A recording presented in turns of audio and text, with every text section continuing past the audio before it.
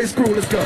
Screw the chop. Anytime you hear people slowing it down, you know they got that from the South. At the height of Screw's notoriety, he's probably selling thousands of mixtapes. DJ Screw is like a king. I don't want anything else. I just want to get that. I don't think he could have even imagined how big it's gotten today. The biggest thing I tell people about Screw House is the history that it was making without us knowing it was making it. From Drake to Kanye to Beyonce, Screw's influences touched the world.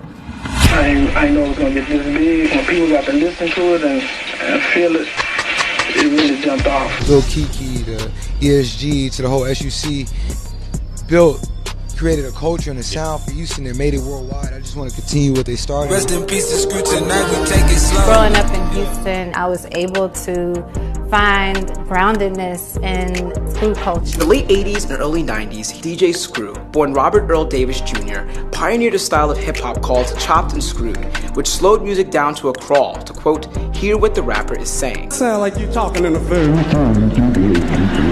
Like your voice is permanently chopped and screwed. It's a combination of all musics in a space like Houston, chopped and screwed. Felt some of DJ Screw influence on my very first single, Every Day I'm Hustling.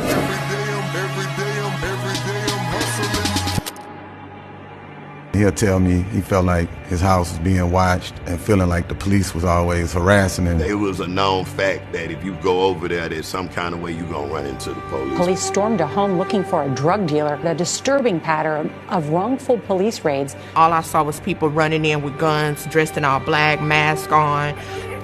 They tell me to get down. They were the DEA. Get on the ground! Heavily armed officers carrying assault weapons and wearing body armor raided this home, looking for a suspected drug dealer. Kicked in with dope, you know what I'm saying? Searching the whole house. Thinking it was drugs and other shit. But it wasn't under music. I think that Screw probably dealt with, here I am trying to be an artist and create this art and create this movement, but I'm under the constant threat of oppression or marginalization. You know what I'm saying? Big Floyd representing on mine. Boys rolling butter, some coming white. It's that Big Floyd. No justice! No peace! When you stand up on that front line on all 10 toes and you say this is what you're going to do, you got to be prepared for everything that come with it. No racist! Police! Floyd is one of Screw's friends. He was a giant, you know what I'm saying? But he was just such a good person, and to see that, he was a friend. So for the first time in your life, see your friend die on camera, it just hit me different.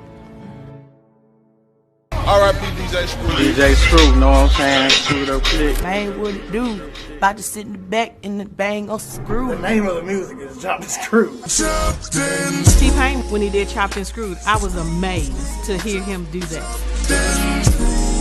It's the distinctive sound created by the late Robert Earl Davis Jr., known as DJ Screw, for the mixtapes he produced and sold. Outside of UGK, Screw was definitely my biggest artist. He would slow down all of the music, and he would repeat certain beats and words and phrases, and the style became known as Chopped and Screwed. What he did changed hip-hop forever.